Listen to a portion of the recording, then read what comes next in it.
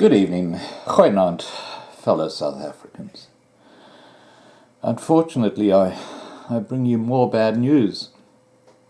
When I lived in South Africa and I had a farm in the Natal Drakensberg, I had a semi-automatic Ruger. And like a lot of people who lived in rural areas, I used that gun as a form of self-defense. And it's clearly much more important today with what's going with all these farm murders and the other issues that white farmers and whites in general, and even in the city areas, are facing. Now, the very disturbing news is that the Constitutional Court of South Africa recently ruled that 300,000 gun owners in South Africa must turn in their firearms. Now, like in America, the ownership of a gun, obviously licensed correctly, was basically a right that any citizen had, but that has now changed in South Africa. This judgment by the Constitutional Court, and I've got to say, the name doesn't fit.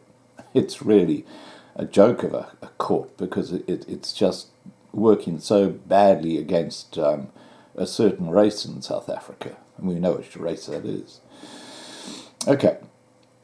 The judgment came in response to the North Gauteng High Court's ruling in 2017, which said Section 24 and Section 28 of the Firearms Control Act were unconstitutional. A report from The Citizen explains what Section 24 and Section 28 entail. Section 24 of the Act requires that any person who seeks to renew a license must do so 90 days before its expiry date, and Section 28 stipulates that if a firearm license has been cancelled, the firearm must be disposed of or forfeited to the state, and a 60-day time frame was placed on its disposal, which was to be done through a dealer. Now that the High Court's initial ruling has been overturned, gun owners who fail to renew their firearm licenses must hand in their firearms to the nearest police station, where authorities will then proceed to destroy them.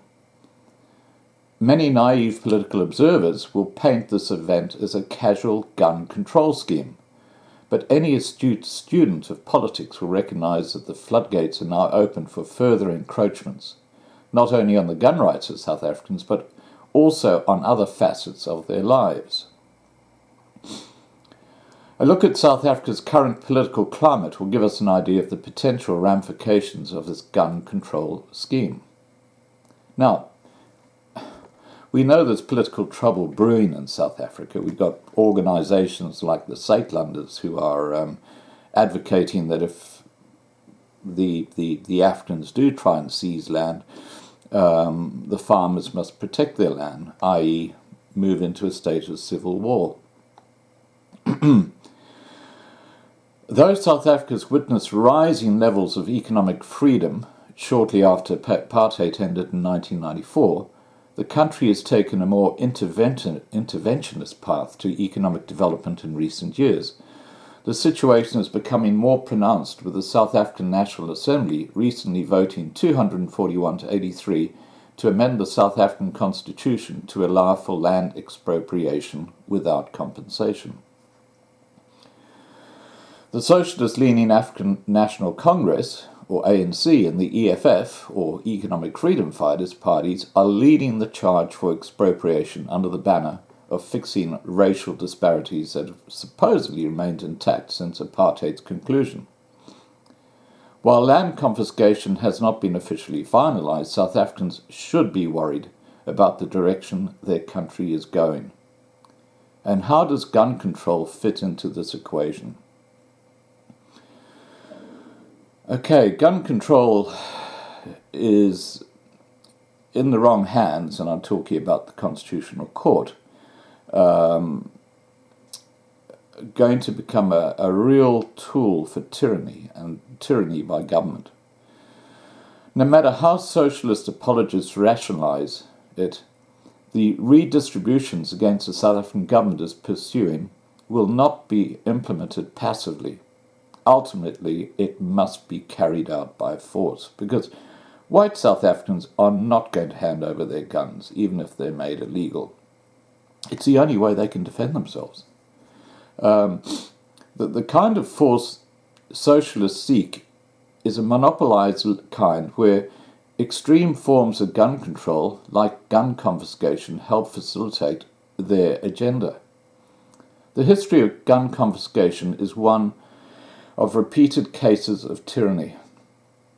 In South Africa's case, farmers and their workers are already suffering ongoing attacks against their property and personally. One could only imagine what it would be like for these persecuted farmers once they are stripped of their right to self-defense. For many Americans who have enjoyed historically unprecedented gun rights, South Africa's gun control experience may seem distant and very strange. But make no mistake about it, South Africa's latest flirtation with gun control is not based on good intentions, especially when considering the political climate the country is enduring. South Africa should serve as a fair warning to other countries like America of the dangerous consequences gun control poses. So where is this all going? Clearly the Constitutional Court, read the ANC and the EFF, recognize that most guns are in the hands of the white population. And what they are now wanting to do is progressively strip those gun ownership rights away. And what is happening now is basically stage one of that.